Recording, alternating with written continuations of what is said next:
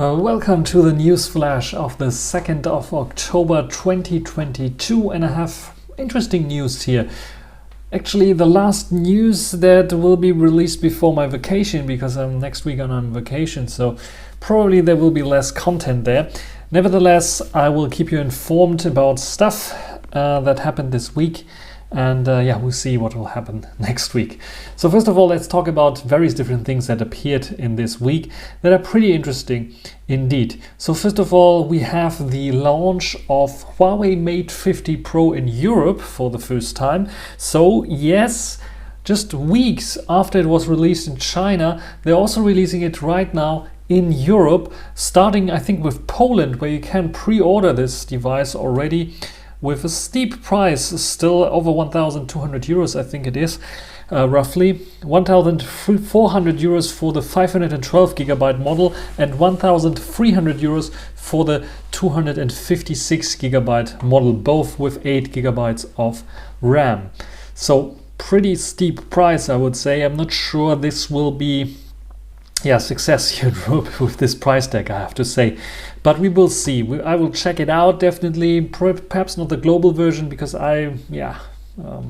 we'll see to get still my Chinese version, even though it will not be the orange one with Kunlun glass. Probably it will be the black version that I will get, because orange is completely sold out here right now. Anyway, so it's now available for Europe. So if you're interested in it, 6.74 inch OLED screen. It has this new camera system with a variable aperture. So it has the possibility to simply, I think there are 3 or 4 hardware steps and the rest is done electronically. This is a bit of a disappointment, because I thought there are 10 real steps in the aperture, but it turns out, according to the first reviews, there are only 3 steps, 1.4, 2 and 4, F4. It would be a bit weak, and it would be reminding me a lot of the Pro I, Xperia Pro I, that has 2 steps, 2.0 and 4.0, f2.0 and 4.0, so just 1 added step, so not very interesting in my opinion, but we will have to see. We have to see how good this camera system is. The first tests are in already, of course, with very early firmware, and a bit of a disappointment, so I hope that Huawei, until I get my hands on this device, will fix it somehow. But this is like right now, currently, I have in my head, has Huawei lost its mojo? They have their new X-Image replacement for the Leica branding, their own branding for image enhancement. But is it really good? We have to see. We really have to see how good this is when I get to test this device. Otherwise, what do we have in the news? Some YouTubers. In this, it's Mr. Hughes the Boss, very concretely, and MKBHD and others have reported, but Mr. Hughes the Boss is the first one who reported it, that his Samsung phones have a blown out battery. So basically it means like the battery is blowing like an airbag. And this is a concerning issue, because he was asking other YouTubers, just like MKBHD and others, that have lots and lots of Samsung phones collected over the times, if they also encounter this issue with their older Samsung phones. And it turns out the majority of them has at one point. Others said not so much, but I had it on other phones. But there is a trend that you can see that Samsung phones apparently are prone to it. Now, it could be that because Samsung phones are more widely available and people bought it more and more, so people have it more in their collection, even older phones that they keep in their shelves behind them eventually. I don't have I think one Samsung phone in there with a replacement battery, or replaceable battery, which was, I think, what is it? I forgot the name of this Samsung phone. It's the Samsung phone, the first Samsung phone with the Tizen operating system for smartphones that I still have there. But it didn't blow on me, so the battery is still okay. I was checking on it. So it might be not a general issue. It's very, very hard to tell. Could have also something to do with the temperatures, because it was very, very hot here in Europe, and especially also I think in North America it was very, very hot. So it could be that the high temperatures have lead to more and more batteries that have like blown up a little bit, not blown up, that just extended a little bit. I'm not sure how it's called, swollen a bit. So yeah, swelling batteries. Yeah, making a return, sadly, here, at least for Samsung. Samsung is still researching this, and they will probably come up with some insights to this. Maybe it would be catastrophic if it would be specific to Samsung phones only. So I don't think it is very specific to Samsung phones, but if Samsung did have like an issue with their batteries in the past, this could like bite them now a little bit with older phones if they have to tell the public, yes, we have an issue here. We will see how it will work out.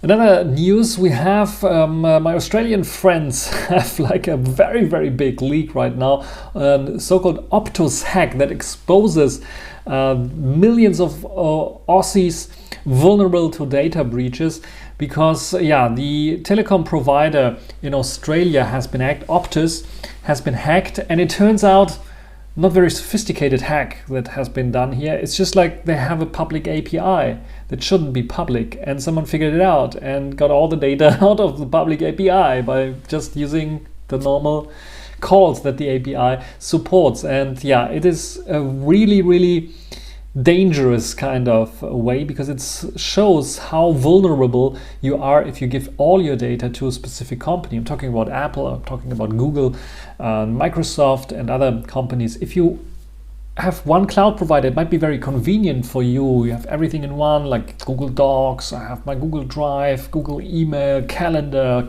contacts and everything. But if it gets hacked, people have everything.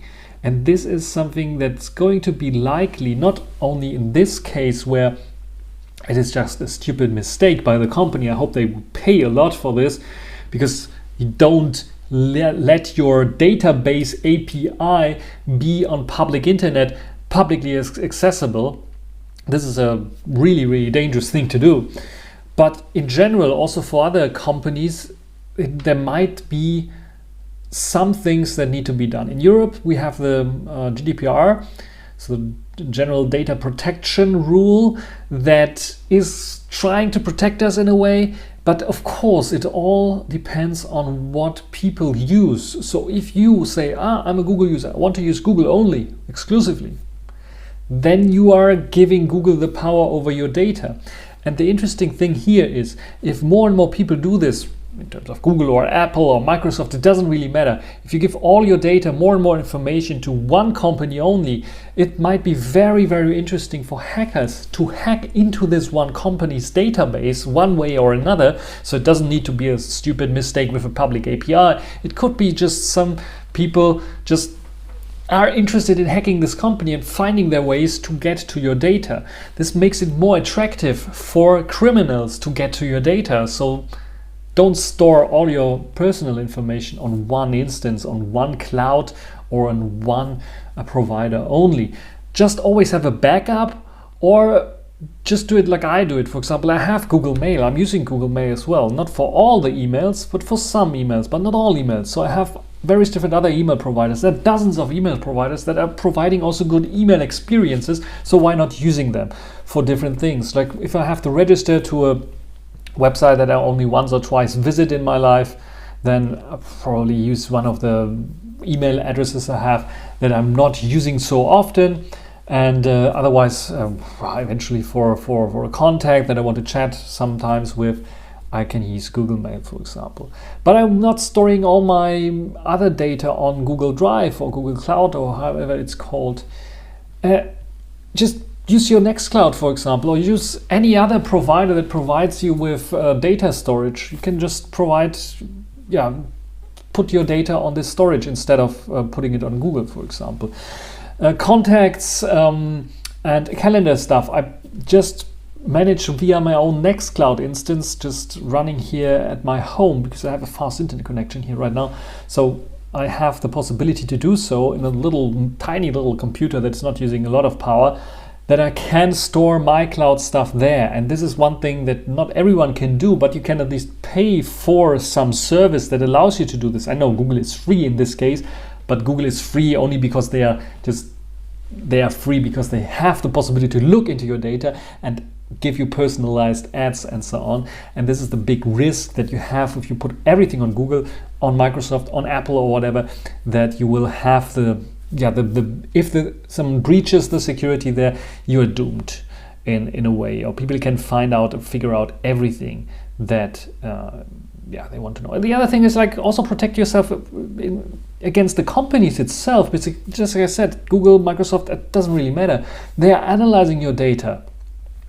It's not like they're giving this you for free, because they have to pay the bills for the service and in the end. So what they definitely do is some of the metadata they're just extrapolating or extracting, and then they are giving you personalized ads on certain things.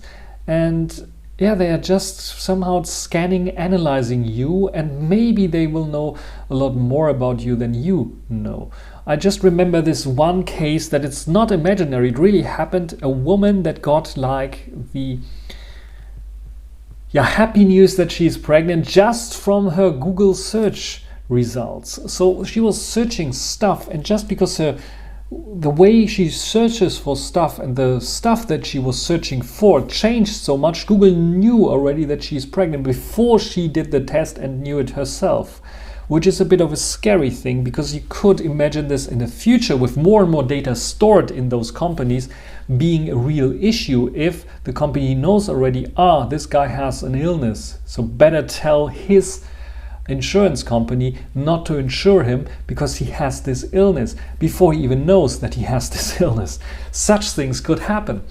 And lots of other things could happen. And all those dystopian future, cyberpunk is in all mouth right now, or it's just something in all of our heads after the new reloaded anime Cyberpunk Edge Runners that got very popular lately. So I'm also starting Cyberpunk now again, playing around with this on my PlayStation. Yes, on the PlayStation. I feel you have to feel the pain on the PlayStation anyway. The only possible way for me to do it without spending dozens or thousands of dollars or euros on a new computer or something like this. Anyway, so this dystopian future is not so far away right now. We are creating the ground those companies and their power are sitting on right now, our data.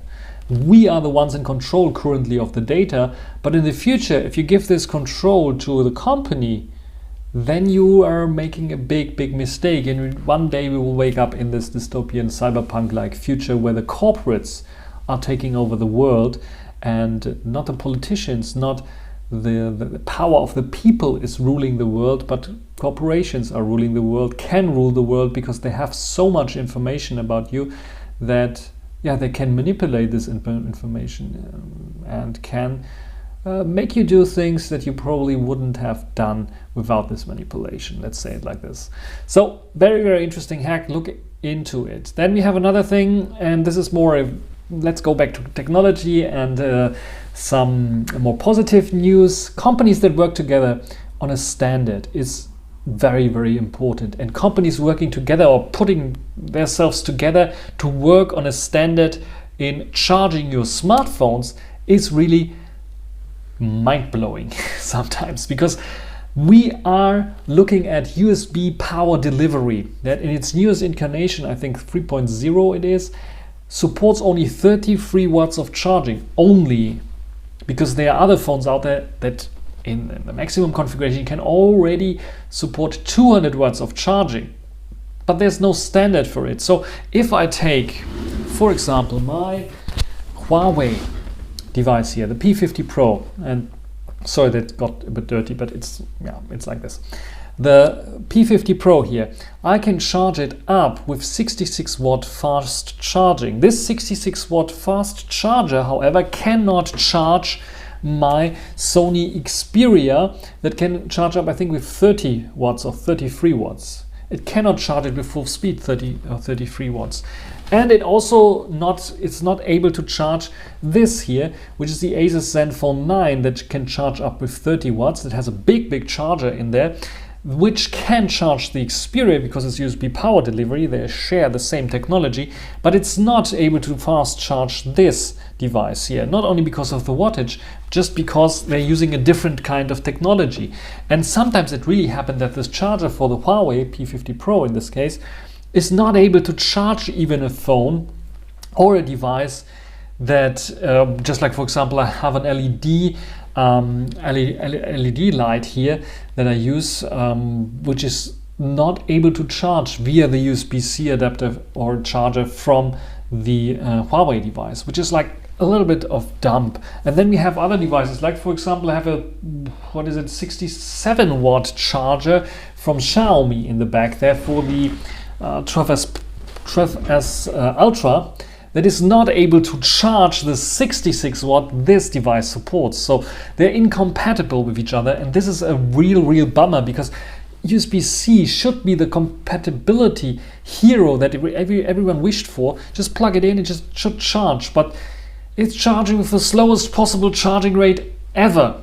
And this is not the way it should be, and I think the companies also encountered this now and opening up their eyes for maybe a possibility where we support the different other chargers. So lots of those companies, especially the Chinese companies that are like the top notch when it comes to fast charging, are coming now together to form a new standard for charging, fast charging. Huawei, Oppo, Vivo, Xiaomi, they want to provide you with a new fast charging standard. I think it's called UFS, UFCS, Universal Fast Charging Specification. Huawei, Oppo, Vivo, Xiaomi, Ionic, ISW, and some others are included in this. Mostly Chinese companies that are included to create a new standard for charging. And the first phone is already on the brink of coming out with this new technology. It's the Oppo Reno 9 series that will support this.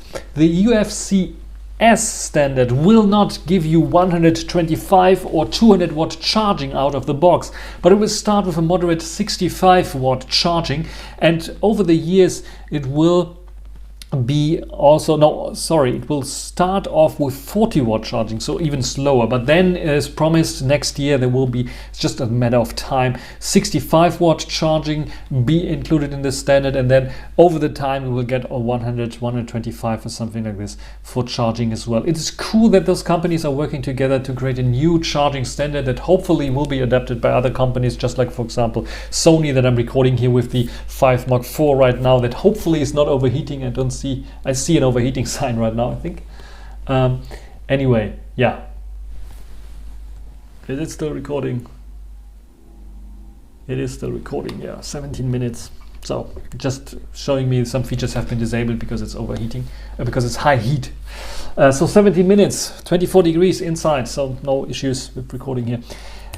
Anyway, these are the news for this week, and now let's talk a little bit about videos that will come out. And I have to grab another laptop for this one because I'm prepared, as you see here, and I want to test, of course, how good is the recording time of the Sony Xperia 5 Mark IV, because some people are still skeptical if it does not overheat. But like I said, 17 minutes now, it's like, who is recording 17 minutes? My podcast here right now, eventually a little bit longer, but otherwise it will be no issue at all. So in terms of videos, 5 Mark IV will have some videos.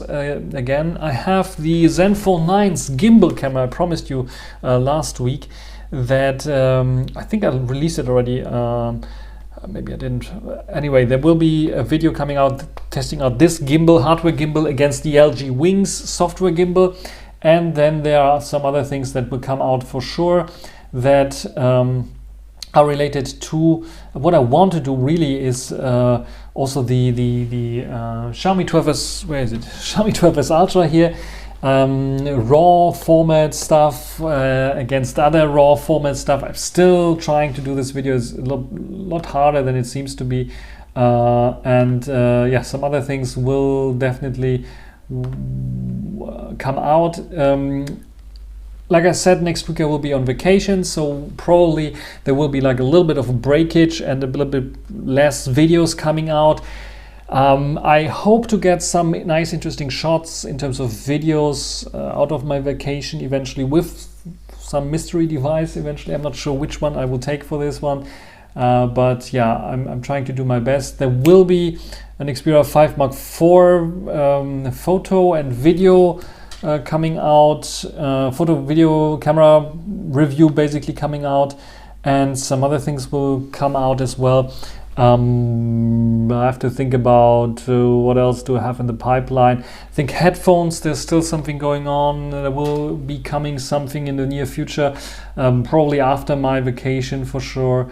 And the Honor Magic 4 Ultimate, I did a video on color grading this one here for getting a bit more natural colors.